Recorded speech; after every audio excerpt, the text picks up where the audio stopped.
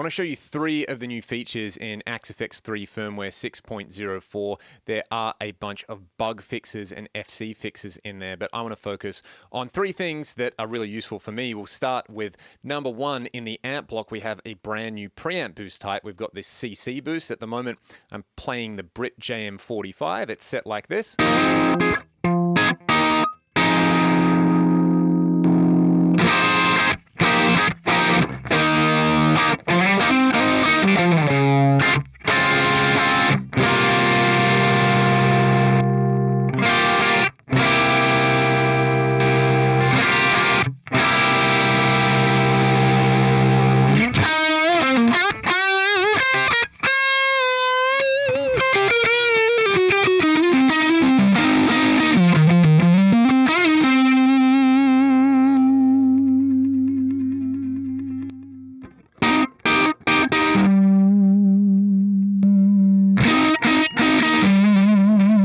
So I'll let you have a guess what CC stands for. I don't think it's CC DeVille or chocolate chip, but I really like that one with the boost, around stock or lower, maybe 9 or 10 dB.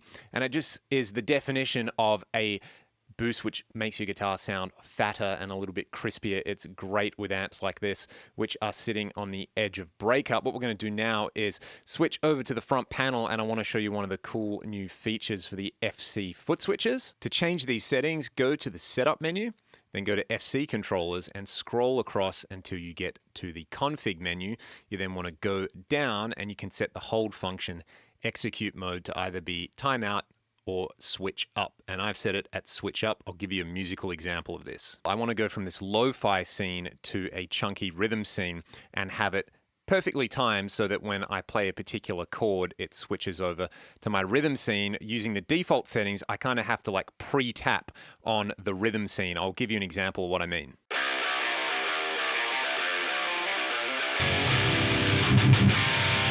So I managed to get it that time, but it's always a risk, especially when I'm playing live. If we go over and change the hold function execute mode to switch up, what I've got now is on this lo-fi scene, I've set the hold function to switch me back to my rhythm scene. So I can basically just hold that button until the exact moment that I need that sound to kick in, like this.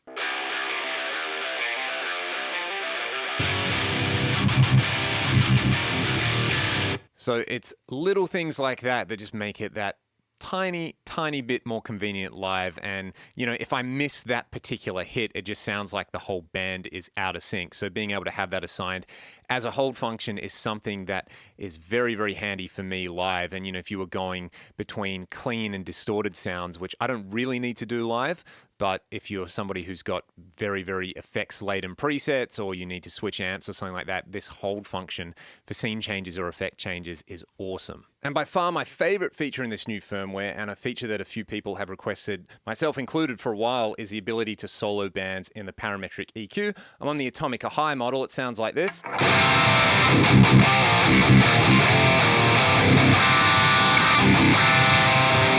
Great sounding amp model there. In the cab block, I've already applied some low and high cut in there. But one thing that you can do here is normally between the 3 to 5K range, I find with close mic IRs, you can get some really harsh frequencies that give you that kind of ear fatigue. So what you can do with the Parametric EQ and the looper together is go through, locate those, and kind of slice them out surgically. So I've got a loop pre-prepared over here, and in the Parametric EQ block, you can see now we have S1, S2, S3, S4, and S5 to solo each band that we like. So what I'll do is I'll choose a band. We'll start with S4. I'm going to crank the Q right up, so it's a really, really narrow EQ.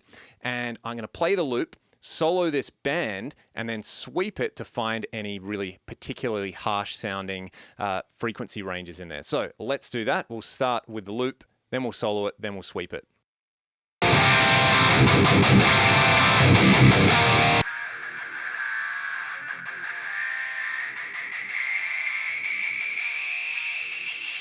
That's a good thing, don't look at this, use your ears, not your eyes. So that 2.6 sounds pretty harsh. What I would do then is cut a little bit of gain there, say 2 to 3 dB, and then we'll solo another band and repeat the same exercise. So let's do that with this band over here. Set the Q really high, play the loop.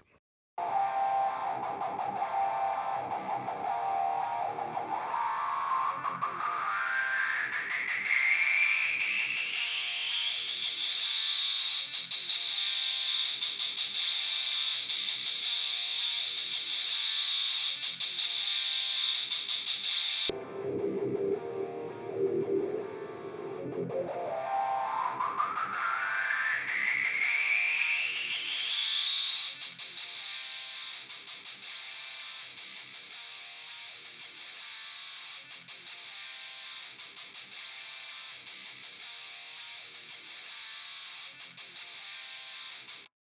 So using your ears there, you can hear that, what did we end up with out of curiosity? A bit of 2.6, 3.6, and about 5.4. This has this really kind of ratty, harsh sound in there. It's like razor blades on your ears if you listen to that too loud. So I'll bring that one down a little bit more than 2 dB. And then this one over here, the 3.6, that's right in that ear fatigue zone.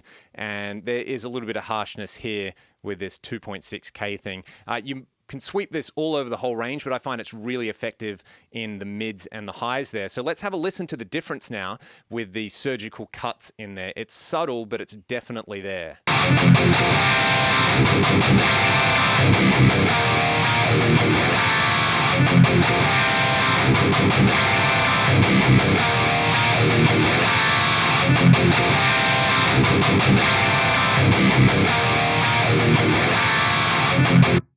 So your guitar tone still retains all the like body and girth and clarity. It's just taking out those things which you may not like about a particular IR mic, or, you know, when you're playing this really, really loud, this is going to make a huge difference. And when you're recording, if you pull these frequencies out to start with, and then, you know, down the chain, you're using EQs and stuff like that to get the guitar to sit on the mix, you've kind of already sliced out these really harsh frequencies there. So that's a really great trick. And you could combine that with the multi-band compressor with a heavy tone and really, really get a hold on it. Use a multi-band for the low end. I've done a separate tutorial about this. But basically, if you use these settings over here and then just adjust the threshold to tame those palm mutes, you would get this.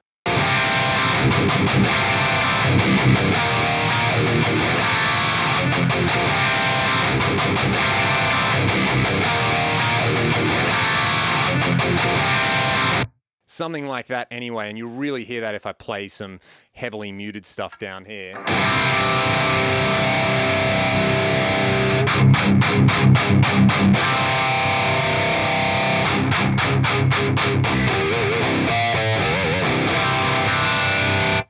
So that's pretty awesome. These tools really allow us to fine-tune and sculpt our guitar tones in ways that you just simply wouldn't be able to do unless you either were working in a digital audio workstation or you had a really powerful console, which most of the time, most guitar players don't carry that stuff around in a 3-space rack that also contains the rest of their rig. So these particular EQ and compression tips, I find if you're playing with a lot of gain and you're playing heavy music, they're really, really essential. And what you could do is you could just save both of these as blocks to your library and then dial them up in whatever preset you're using. So they're my 3 favorite things about this new firmware. You can go and grab it from the forum, or Fractalbot should be able to automatically tell you that there's new firmware available. Go and grab it, make some music, and I'll see you guys next time. Thanks for watching.